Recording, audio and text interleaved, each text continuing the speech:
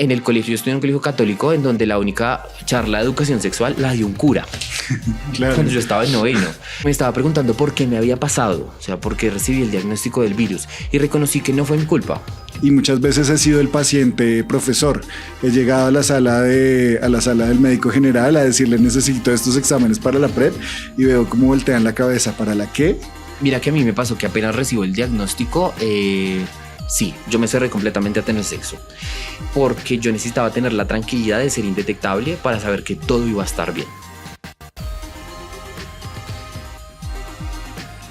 Hola, bienvenidos, bienvenidas y bienvenidos a este nuevo Queer Lab, un espacio en el que siempre tenemos invitados que nos enseñan muchas cosas, en el que aprendemos de diferentes temas, y en esta nueva temporada vamos a hablar sobre ITS, CTS, infecciones y enfermedades de transmisión sexual, que si bien es un tema que realmente nos afecta a todas las personas que somos sexualmente activas e incluso no, pues es un tema del que muchas veces no se habla tanto. Así que para eso tenemos a Mike Mío, que pues los invito a que lo sigan. Hola Mike, bienvenido a este espacio. Muchas gracias por la invitación. Sí, creo que es profundamente necesario abrir más espacios en donde hablemos de ITS, en donde generemos una mayor conciencia y apertura para hablar de VIH, pero de en adelante absolutamente todas las demás. Bueno, este espacio también lo abrimos porque nace de una necesidad personal en la que en los últimos años pues me he visto varias veces en situaciones expuesto a ITS, a tratamientos, a infecciones, y cuando voy a internet y cuando busco en Google y cuando busco en YouTube que es una sífilis, el VPH en hombres, lo que me encuentro son doctores y lo que me encuentro son creadores de contenido que te hablan desde la prevención y un poco la satanización del sexo, y en esa búsqueda pues me encontré con tu perfil. Háblanos un poco de cómo es darle la cara al mundo y hablar de VIH como lo haces, como en historia desnuda, en cuerpo desnudo, y qué te motivó a hablar del VIH. Bueno, lo primero, sí, me presento. Yo soy Miguel, soy un hombre gay que vive con VIH desde hace 12 años. Y en algún momento de mi vida tuve esta iniciativa, esta sed por hablar de esto en redes sociales, y de hecho no nació propiamente de mí, nació de la necesidad de un amigo. Él tenía una relación, y en medio de su relación su pareja se entera de su diagnóstico y le dice que él era un sidoso. Frente a eso, yo absolutamente no hablaba de esto en redes sociales y me tomó un segundo para reflexionar como el peso de esa palabra. Hago un texto, ese texto se lo envío a mi amigo, se lo envío a su novio de ese momento, y yo reconocí que en ese texto había algo muy poderoso. Lo primero que hago es publicarlo en Facebook, y yo entendía que eso significaba contarle al mundo sobre mi diagnóstico. De ahí para adelante han sido 8 años de un proceso enorme de aprender, de crecer absolutamente con esto, y también como de abrazar el diagnóstico. Eso es un proceso que creo que absolutamente todas las personas que vivimos con el virus lo debemos hacer. Cada uno encuentra su manera, y pues mi manera es esa. Mi manera es como gritarle al mundo que sí, que vivo con VIH y que cuál es el problema. Bueno, y en este ejercicio de gritarle al mundo de vivo con VIH, soy una persona sexualmente activa, me gusta pues como el sexo, no voy a dejar de follar por tener VIH. ¿Cómo ha sido la respuesta de las personas? ¿Con qué te encuentras en internet? Porque de repente yo agradezco un perfil como el tuyo, con el que uno puede identificarse, con el que uno puede decir cómo su experiencia se parece a la mía, pero has encontrado algo de hate, has encontrado de repente gente que... Mira que han sido procesos. Yo he tenido momentos en donde he hablado mucho de esto, y por momentos me he cansado porque también hay una sobreexposición a la cual uno medio se va acostumbrando. Y en esos momentos en donde no, he buscado como referentes, ver que otras personas están haciendo eso, y me he encontrado con lo que tú dices. Gente que lo habla, pero la habla como desde una protección muy grande, en donde satanizan el sexo, en donde dicen que sin condón no pasa absolutamente nada. Y no sé, como que yo he buscado una forma de hacerlo literalmente a mi manera, con lo que yo me siento cómodo, y descubrí que con lo que me siento cómodo es contarle al mundo sobre mis experiencias sexuales. Aprendí a reconocer, precisamente por el feedback que recibo en redes sociales, que es súper importante hablar del sexo. Pasa mucho que desde los activismos, desde la institucionalidad, se habla, pero se habla como con cierta prevención, con un cuidado, como muy bonito. ¿Sí? Y no tiene que perder eso bonito, pero tiene que ser mucho más real. Ok, esto ocurre porque tenemos sexo, y hay que hablar de las maneras en las que tenemos sexo, y desde ese punto se empieza a hablar sobre una conciencia sexual, porque no me gusta hablar de educación, y cada uno lo vive a su manera. La mía, ¿cuál ha sido? Sí, pues hablar completamente abierta sobre mis experiencias sexuales, sobre reconocer que pues que somos hombres gays, y esto no solamente es exclusivo de los hombres gays, cualquier identidad sexual, pero que pues vivimos con el sexo hace parte de nuestra realidad y no es una cosa que tengamos que perder por tener un diagnóstico. Además que el sexo es una conversación muy cotidiana, realmente es algo de lo que uno habla con sus amigos, cuando se reúne, es algo de lo que se habla en los medios, pero cuando se trata de las ITS, cuando se trata de un diagnóstico, cuando se trata de prácticas sexuales tal vez no tan convencionales, ahí sí que viene como de eso mejor no se habla, o sea, como sexo sí, pero no así. Y mira que yo tuve un proceso muy curioso. Ok, cuando yo recibo mi diagnóstico, yo había tenido una pareja sexual solamente. Entonces yo sé qué persona fue. Mi primer pues, impulso fue irle a decir a esta persona. Esta persona tenía múltiples parejas sexuales. Y cuando yo comienzo a hablar de eso en redes sociales, lo que más me decían era: eso le pasó a usted por promiscuo. Claro. Entonces tenemos asociado a que las infecciones de transmisión sexual están asociadas a una libertad sexual que la gente ve como mal. Y para ese momento no, o sea, yo no tenía una vida sexual tan activa como la que tengo ahora. Y empecé un proceso así como de: ok, la gente cree que esto pasa por promiscuo, pues vamos a ver qué pasa ante la promiscuidad. Y en ese momento empecé a tener como una mayor curiosidad sexual, porque me di cuenta que había muchas cosas de las que me estaba privando. Entonces empecé a ir a orgías, empecé a ir a sitios en donde se frecuentan otro tipo de realidades sexuales y me pareció muy curioso como... Sí, como yo mismo le estaba confirmando al mundo de, aún siendo promiscuo, ¿cuál es el problema? Pues con tener el virus o cualquier otra ITS. Porque también me ha pasado que he tenido otras ITS y la gente me dice: bien, eso le pasa por culiar sin condón. Y yo: sí, ¿y qué pasa? La responsabilidad la asumo yo. El cuerpo es mío y pues yo soy el que he tenido que ir al médico a decir: mire, me está pasando esto.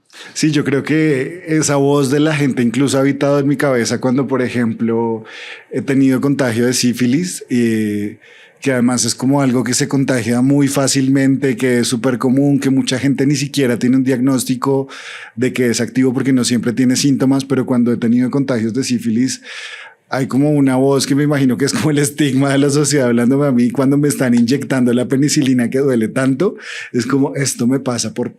O sea, por promiscuo, como por perra, pero a la vez es como no, o sea, yo mismo no me puedo dar ese palo, soy yo mismo tomando las riendas de mi sexualidad, soy yo mismo tomando el control de mis exámenes, de mi tratamiento, de entender que pues es una infección como cualquier otra y que le estoy dando un tratamiento, pero en su momento, por lo menos a mí, creo que por muchos prejuicios con los que vino uno cargado, sí he sentido ese estigma, como esto me lo merezco. Y yo creo que eso pasa porque vivimos como pues hacemos parte de una sociedad en donde somos criados con la culpa, Totalmente. en donde por lo menos yo crecí en un colegio católico. Yo en algún momento como que cuestionaba a mi familia y en general a la sociedad, porque me estaba preguntando por qué me había pasado, o sea, por qué recibí el diagnóstico del virus y reconocí que no fue mi culpa. Fue culpa de mi familia, fue culpa del colegio y fue culpa de una sociedad que no está preparada aún para hablar de esos temas. En el colegio, yo estudié en un colegio católico en donde la única charla de educación sexual la dio un cura. Claro. Cuando yo estaba en noveno. Es como, de seguro, si me la hubiera dado otra persona, yo hubiera llegado a mi primera relación sexual con información y hubiera sabido frente a qué me podía enfrentar. Pero pues no fue así porque hubo un montón de ausencias. En mi casa jamás se habló de esto. Yo tengo un hermano heterosexual muy cercano a mi edad y ninguno de los dos recibió pues ninguna charla sobre la educación sexual. Claro. Mucho menos lo iban a hacer, pues tiene un hijo marica. Es como, pues, si no se atrevían a hacerlo sobre el sexo heterosexual, pues mucho menos iban a saber absolutamente nada del sexo entre dos hombres. Saben del estigma, ¿no? Es como a los maricas les da sida.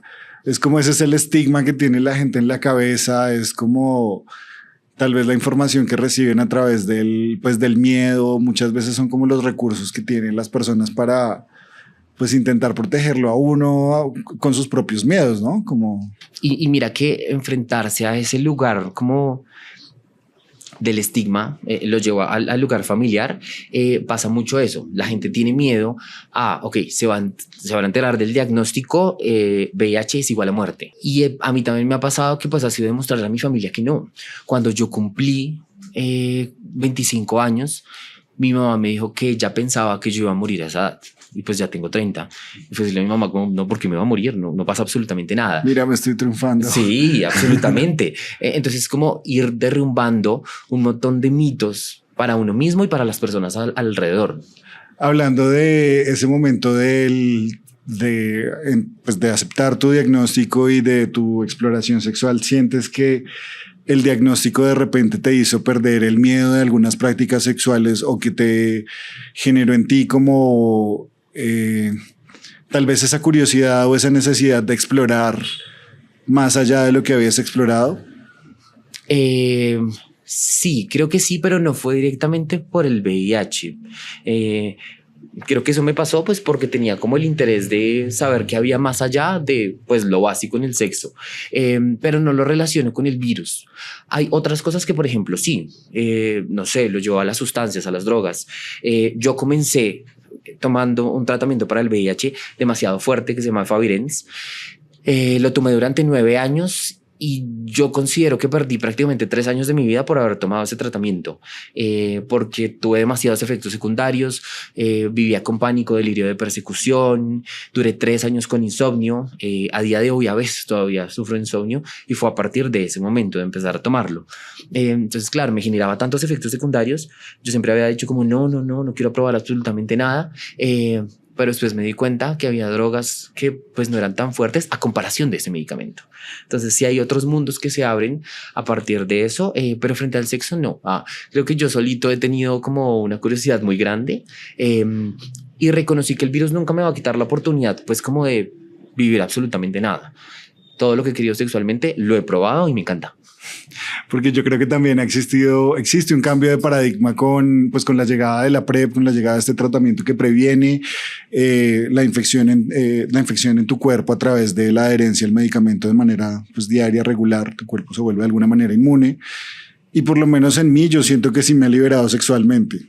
Como que antes tenía miedo de muchas prácticas sexuales y tenía como esta sensación alrededor del condón como... No lo quiero usar, no quiero que lo uses, pero de alguna manera como que toca. Sí, como que me cohíbe, pero y creo que igual esto no es un consejo sobre salud sexual. No. Esto no. De eso no se trata este capítulo, pero sí me ha pasado con la PrEP que de alguna manera me ha hecho asumir no solo más riesgos, sino más sensaciones placenteras, más fantasías, me ha liberado de alguna manera sexualmente y a la vez me ha enfrentado a todo lo que te dicen que te va a pasar. Es como no te va a dar VIH, pero sí te va a dar sífilis, sí te va a dar gonorrea, sí te va a dar BPH. El día en que te ponen nitrógeno líquido en el culo para quitarte el BPH, entiendes de qué se trata el BPH. Entonces sí me ha pasado esto con la PrEP y por eso te preguntaba si de alguna manera el diagnóstico te ha hecho sentirte un poco más liberado con respecto a tus prácticas sexuales y pues veo que me dices que no. Y yo creo que hay que replantearnos la palabra riesgo, porque veo que está muy asociada a las prácticas sexuales y en general a las prácticas sexuales no convencionales que salen quizás un poquito de lo que consideramos heteronorma, ¿no? Y claro, cuando entramos al terreno gay, por supuesto, creo que como maricas estamos mucho más abiertos en absolutamente muchos sentidos a experimentar muchas más cosas, ¿sí? A erotizar nuestro cuerpo, a encontrar placer muchas veces también más allá del pene. En ese sentido, creo que sí, debemos dejar de categorizar el sexo como algo riesgoso porque no es una práctica riesgosa. O sea, es la práctica que nos trae a la vida. Por ende, el único riesgo que creo que existe ahí, pues es el de vivir y el de disfrutar. Sí, yo no he quedado embarazado, pero no le he dado vida a nadie. No ha pasado. Y hablando como sobre esta satanización alrededor del sexo, siento que hay muchas personas que de alguna manera renuncian a su vida sexual una vez reciben un diagnóstico positivo en VIH. A mí me ha pasado personalmente que, por ejemplo, he recibido diagnósticos en sífilis, bueno, tantas cosas, que por un periodo de tiempo me siento cohibido de tener sexo, me siento pues como cohibido de tener sexo incluso con mi pareja, porque mi cabeza está en función de tienes un virus, te pueden contagiar, puedes contagiar a la persona que amas. Sin embargo, pues el VIH no es algo que te va a acompañar por el resto de la vida, ¿cierto? Pues digamos el virus, pero muchas personas como que renuncian a su vida sexual a partir de un diagnóstico. Mira que a mí me pasó que apenas recibo el diagnóstico, sí, yo me cerré completamente a tener sexo. Duré un año sin tener sexo. Bueno, apenas recibo el diagnóstico, como que yo entré en un periodo de negación. Yo no comencé el tratamiento de una vez, sino 6 meses después.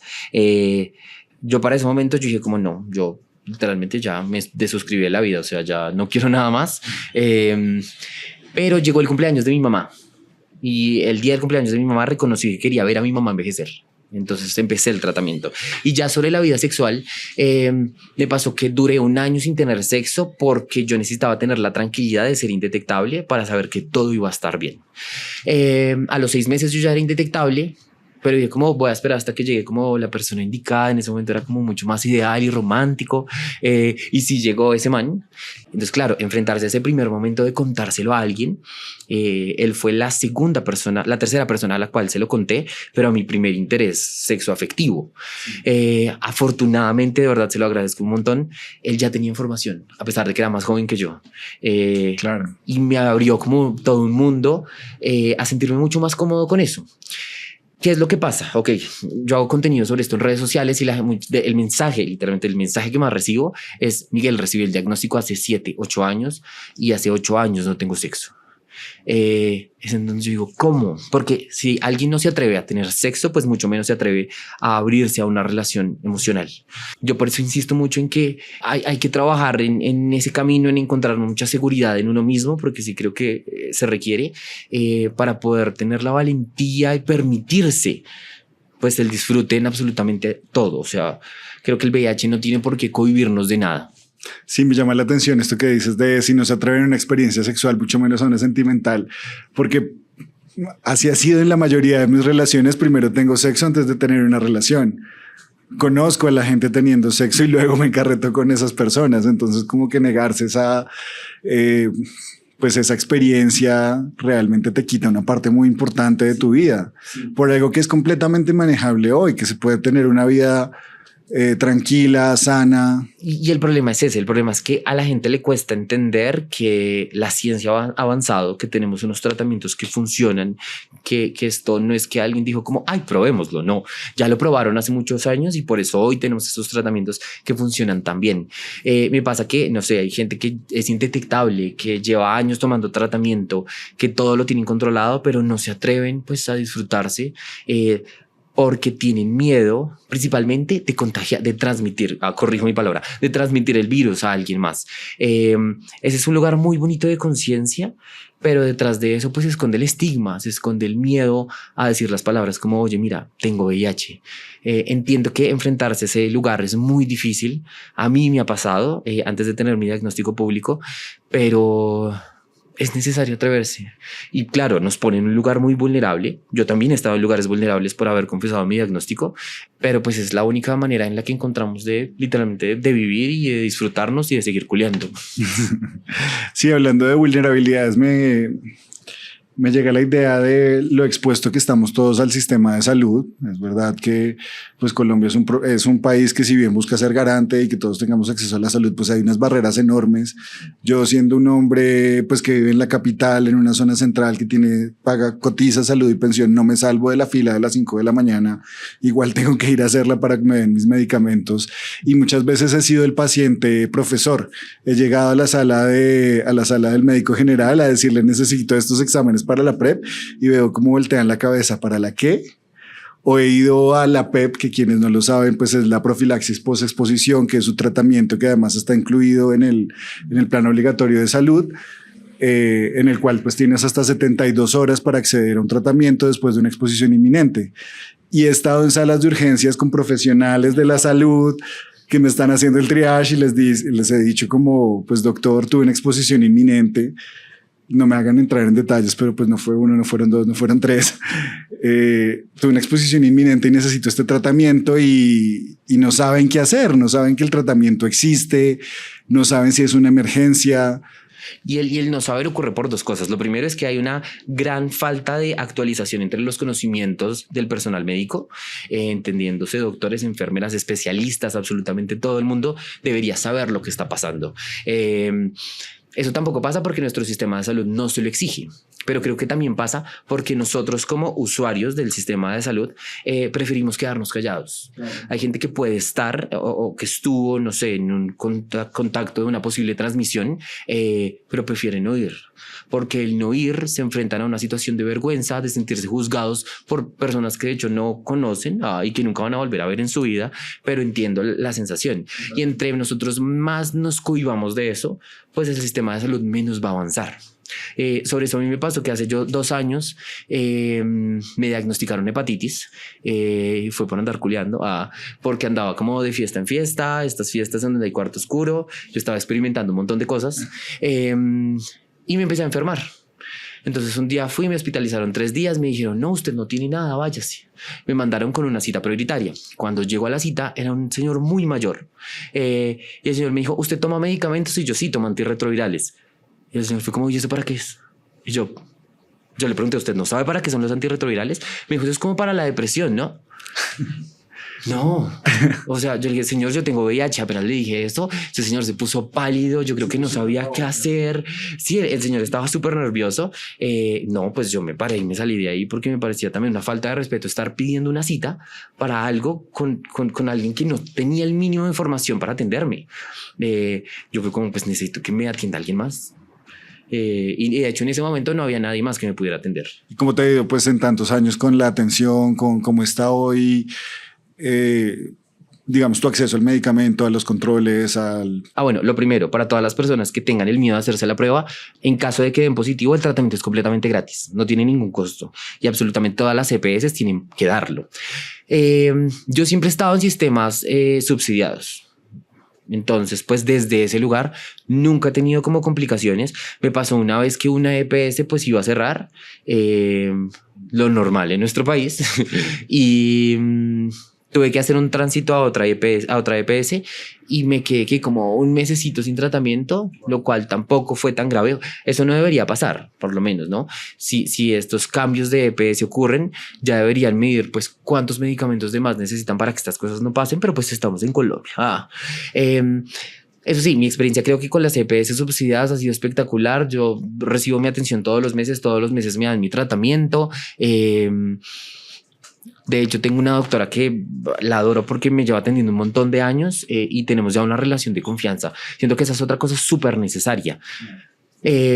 Para las personas que prestan, los doctores que prestan este servicio, uno se siente mucho más cómodo cuando el profesional en la salud se esfuerza por entablar una relación de confianza con uno. Yo con ella tengo una gran confianza para contarle absolutamente todo lo que me pasa, a pesar de que es una persona que yo no sé pues nada de su vida, pero me siento con la tranquilidad de, mira, me pasó esto, voy y se lo cuento. No sé, creo que tengo una fisura, creo que me transmitieron algo más, tengo la confianza. Sí, que me digan, pero ¿qué estaba haciendo? Pero pasa mucho. Así sería. Sí, pasa mucho y me ha pasado con doctores, sobre todo cuando tengo exámenes de ITS, de ETS. También creo que ha cambiado mucho, por lo menos pues viviendo en una ciudad. Hay que reconocer que hay cambios y hay que reconocer que hay privilegios que uno tiene en ese aspecto, y creo que hay una evolución, pero definitivamente pues pasa mucho y es increíble que siga pasando, ¿no? Lo que me hace cuestionar cómo es el diagnóstico para personas que viven en ciudades más pequeñas, que viven en lugares donde hay un centro de salud y no un hospital, para personas que tienen que moverse a otra ciudad, y personas que viven fuera de Bogotá o de las capitales y tienen que pegarse un viaje cada mes para hacer sus exámenes y recibir su diagnóstico. Y mira que en el sistema subsidiado funciona que para las personas que vivimos acá tenemos que ir mes a mes, pero para personas que viven afuera de la ciudad les envían los tratamientos para cada 3 meses, entonces ellos no tienen que estar viniendo constantemente. Creo que acá peco de no saber completamente, pero ese servicio solamente lo tienen las subsidiadas. Las contributivas y hacen que la gente vaya mes a mes, y si le toca desplazarse, no sé, 200 kilómetros para poder llegar porque usted ve pues muy lejos, le tocó. Y ese es el problema, que las periferias de más allá de los grandes centros como de las ciudades Bogotá, Medellín, Cali, si ocurre que pues no hay tanto acceso y que si acá en las grandes ciudades aún hay desinformación, pues en esos lugares menos, entonces se enfrentan a otras realidades. Sí, la verdad me cuesta pensar en ir a pedir un medicamento de posexposición a un pueblo pequeño o a un lugar, pues, en fin, creo que todavía hay muchos retos y un camino muy importante por recorrer, tanto por el sistema de salud como por nosotros, pues que somos quienes a la larga lo usamos, exigimos, hacemos que eso se transforme y que sea cada vez más garante con nuestros derechos. Y en ese sentido, pues me parece muy importante lo que tú haces, sin que sea un activismo, sin que sea una acción institucional, sino una acción desde un individuo, desde una persona que quiere contar su historia abiertamente, de manera tranquila, natural, incluso desnuda, como lo hablo como desnudo a través de la historia, del cuerpo, de pararse allí frente a la cámara y exponerse vulnerable. Yo te agradezco mucho por ese contenido y ese trabajo que vienes haciendo hace muchos años, porque pues me motiva, ¿no? Me motiva a tener este tipo de conversaciones y conocer personas como tú que pueden hablarnos, y sé que esta historia pues le puede ayudar a muchas personas que tal vez todavía experimentan miedos, que todavía experimentan vergüenza incluso. Mira qué me pasa que sí, yo tuve un parteaguas en algún momento en donde estaba súper cansado de hablar de esto y me alejé. Y como un año después empecé a tener como unos problemas con el tratamiento, como que me sentía muy cansado de tomarlo, empecé a tener otros problemas con el tratamiento, precisamente el Efavirenz, que es el medicamento que les contaba ahorita, me generó un cuadro depresivo y empecé a tener pensamientos suicidas. Es un tratamiento que actualmente no deberían recomendar porque está comprobado que hay personas que han llegado a tomar acción frente a esas ideas de suicidio y pues ya no están acá. Pero ¿qué pasa? Que pues es un tratamiento que es mucho más económico que los demás, entonces lo siguen dando.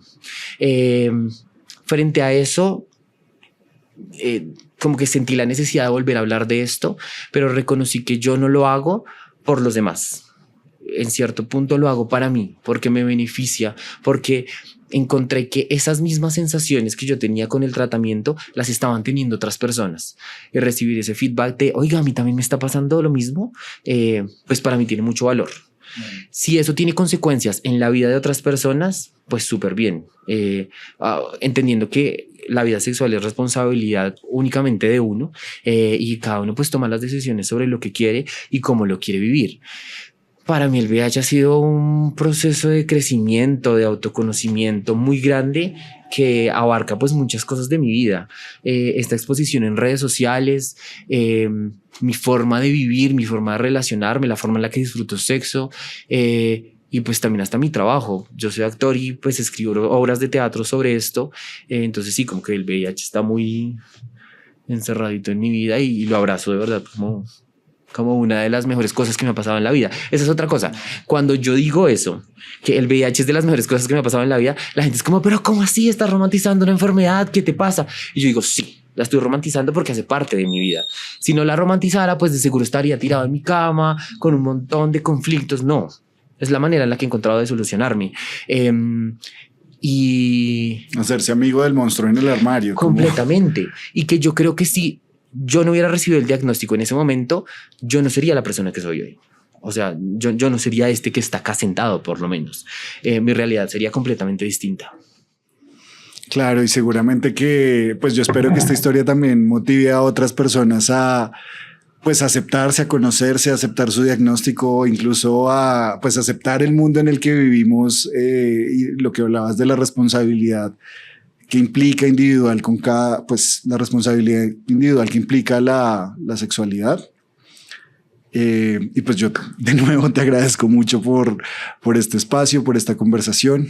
Me gustaría pues ir cerrando con que nos dejes una invitación para conocer tus redes, para conocer tu contenido. Bueno, me pueden encontrar en Instagram como Mike Mío Mío, en TikTok como Mike Mío Actor, en X como Mike Mío 5. Ese es otro temita ahí. Hablemos de si es cortico. Yo también hago contenido pues para OnlyFans, para Twitter y eso genera un gran contraste, ¿no? Como así que alguien que vive con el virus hace esta clase de contenido y muchas veces en mis videos yo no uso condón, en mi vida personal yo no uso condón, lo detesto, no me gusta, asumo completamente la responsabilidad frente a eso, pero la gente me dice, es como, ¿cómo te atreves a hacer eso? Le estás haciendo daño a la gente, le estás dañando la vida a otras personas. Y es como, no, o sea, las personas saben que yo vivo con el virus y que yo no culio con condón. Hay PrEP, amigos, amigas. Existe el PrEP y más allá de eso yo creo que nos hemos basado en que la mayor forma de prevención es el condón y eso ha evadido que la gente vaya a hacerse las pruebas. Claro. Porque la gente es como, no, yo siempre me lo pongo. Amigo, los condones se rompen. No siempre usas lubricante, la verdad.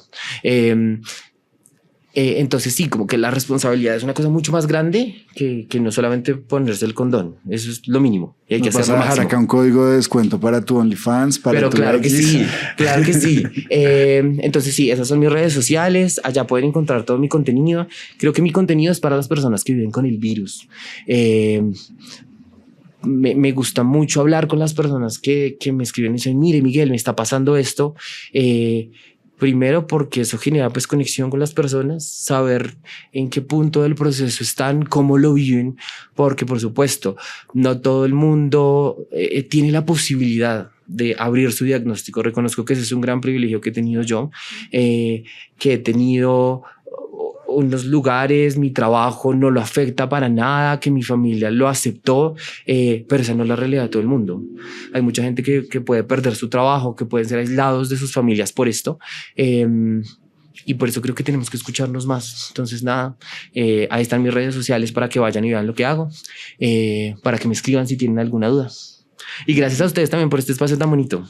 No, y hablando de este espacio, pues también decirles que este es un contenido que queremos seguir haciendo, que si ustedes tienen historias relacionadas no solo al VIH, sino a otras infecciones, a otras experiencias alrededor pues de la salud sexual, queremos leerlos, queremos escucharlos, queremos conversar con ustedes y este es un espacio pues en el que esperamos seguir teniendo personas como tú que se atreven, que además son muy generosas en su tiempo, en sus historias para venir acá y hablar de esto, que creo que es un ejercicio que le puede ayudar a muchas personas. Entonces pues de nuevo gracias por este espacio y nos vemos en un próximo episodio de este Queer Lab en el que vamos a estar hablando sobre todos estos temas. Y bueno, no olviden darle like, compartir, enviarle esto a su mejor amigo, a su mamá, al que sea, porque eso de verdad ayuda a hacer crecer estos espacios.